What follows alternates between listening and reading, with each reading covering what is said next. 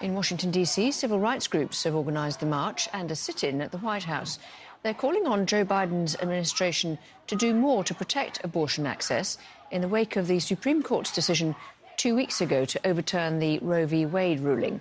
On Friday, the US president signed an executive order protecting access to abortion medication.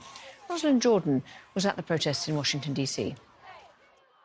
This was organized by the Women's March, which first came to prominence after the election of Donald Trump back in 2016. But now, after the reversal of Roe versus Wade, which legalized abortion in the United States 49 years ago, the protests are happening today here in front of the White House, as well as in cities across the United States.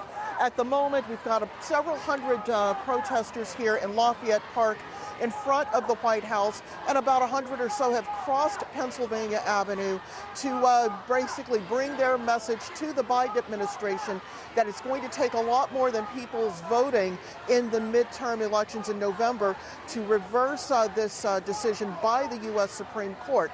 They are calling on the Biden administration to be much more aggressive in protecting the right to privacy, in protecting civil liberties, and in ensuring that whoever is pregnant and wants to get an abortion can do so without any interference from local, state, or the federal government.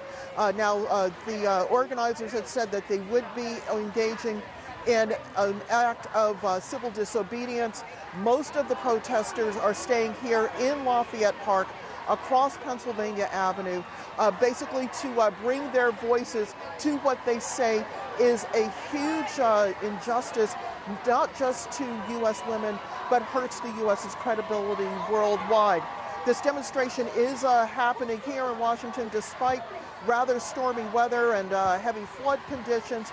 But they say that they're going to be coming out and holding what they call a summer of rage across the United States in order to bring home the point that protecting women's right to abortion is just the beginning.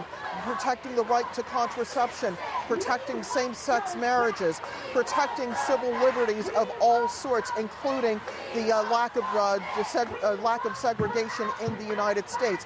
They say if this isn't reversed, then many other things could reverse what it means to be an American.